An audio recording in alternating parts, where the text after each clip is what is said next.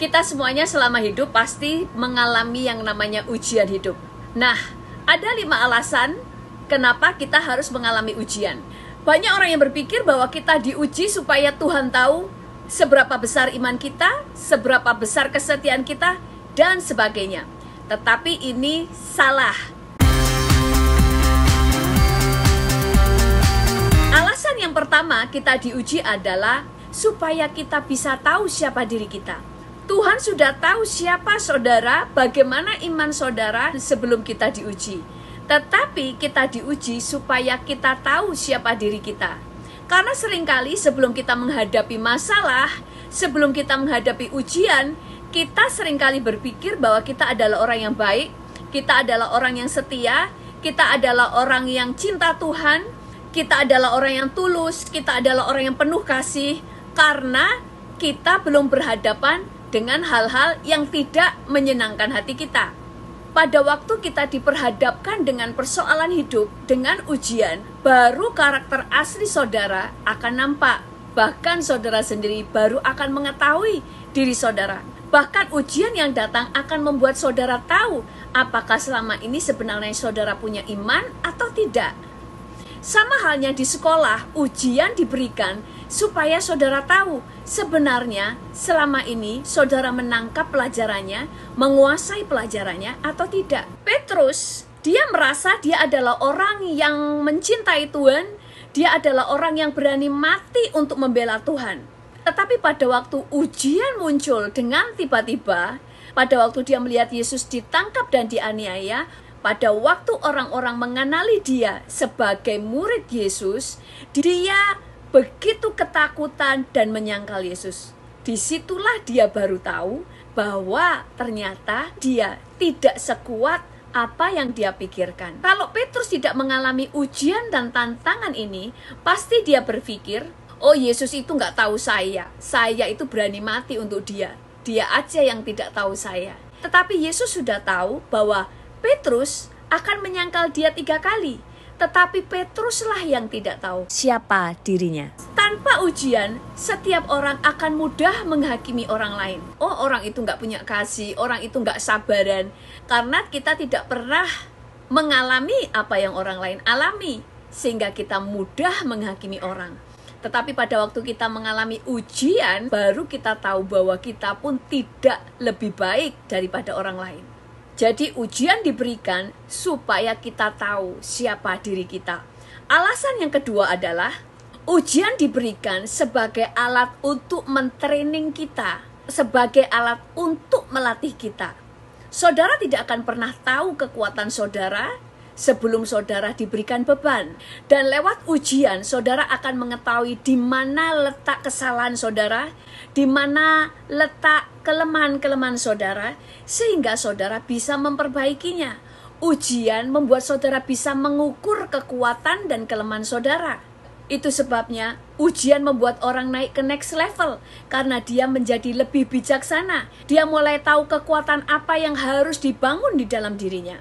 Thomas Alva Edison pada waktu dia menciptakan lampu pijar, dia mengalami kegagalan 999 kali. Sampai akhirnya dia berhasil menciptakan lampu pijar. Yang luar biasa adalah Alva Edison tidak melihat kegagalan itu sebagai kegagalan. Tetapi dia melihat kegagalan itu sebagai pelajaran. Setiap kegagalan yang dia alami bagi dia adalah sebuah pengetahuan yang baru, sehingga dia berkata bahwa sekarang saya mengetahui 999 hal apa saja yang bisa membuat lampu pijar tidak menyala. Jadi ujian adalah alat Tuhan untuk mendidik kita, mentraining kita, untuk melatih kita menjadi lebih baik. Karena kita tidak akan pernah menjadi lebih baik sebelum kita benar-benar terjun menghadapi persoalan. Yang ketiga adalah ujian diberikan sebagai alat Tuhan untuk mempromosi saudara. Karena tidak ada pemenang tanpa pertandingan. Tidak ada pahlawan tanpa sebuah perjuangan. Tidak ada kemenangan tanpa ujian. Orang-orang yang dipromosi Tuhan adalah orang-orang yang berhasil melewati ujian, seperti Yusuf, seperti Daud, dan banyak anak-anak Tuhan yang diangkat dan dipromosi Tuhan karena mereka berhasil melewati banyak ujian. Yang keempat adalah ujian diberikan sebagai alat Tuhan untuk menyatakan kemuliaannya. Pada suatu hari, murid-murid berkata kepada Yesus bahwa orang yang dikasihinya, yaitu Lazarus, sakit. Yesus mengasihi Lazarus, tetapi dia justru sengaja menunda kedatangannya ke rumah Lazarus supaya Lazarus mati. Kenapa dia harus melewati mati? Yang pertama, supaya Lazarus mengalami mujizat dibangkitkan dari kematian. Tetapi lebih daripada itu, karena Tuhan ingin menyatakan kemuliaannya kepada banyak orang. Karena justru pada waktu Lazarus mati, ada banyak orang yang datang ke rumah Lazarus untuk ngelayat atau untuk datang memberikan penghiburan kepada Maria dan Marta. Lazarus sudah mati 4 hari. Tuhan sengaja membiarkan sehingga semua orang tahu bahwa Lazarus sudah mati. Setelah semua orang tahu, semua orang mendengar, dan banyak orang sudah melihat dengan mata kepala sendiri bahwa Lazarus memang sudah mati. Lalu Yesus datang dan membangkitkannya dari kematian. Disitulah nama Tuhan dimuliakan. Disitulah mereka bisa melihat kuasa kebangkitan di dalam Yesus. Yang kelima adalah untuk menyatakan keadilan Tuhan. Di surga nanti tidak semua orang duduk tepat di sebelah kanan dan kiri Yesus, tetapi hanya orang-orang yang sudah menang di dalam setiap ujian yang duduk di sebelah kanan dan kiri Yesus. Setiap orang akan menempati level-level sesuai dengan apa yang mereka sudah bayar selama di dunia ini. Di dalam Matius 20 sampai 22 menceritakan tentang ibu Zebedeus yang meminta kepada Yesus supaya kalau nanti Yesus memerintah di kerajaannya, supaya Yesus menempatkan kedua anaknya, satu di sebelah kiri, satu lagi di sebelah kanan Yesus. Tetapi Yesus menjawab, katanya, "Kamu tidak tahu apa yang kamu minta. Dapatkah kamu meminum cawan yang harus kuminum?" Artinya adalah untuk ditempatkan di sebelah kanan dan kiri Tuhan, ada cawan yang harus diminum, yaitu sebuah proses, ada ujian yang harus mereka lewati. Karena Tuhan adil bahwa semua orang berhak untuk mendapatkan duduk di sebelah kanan dan kiri Yesus. Karena Tuhan adil, maka untuk duduk di sana harus meminum cawan.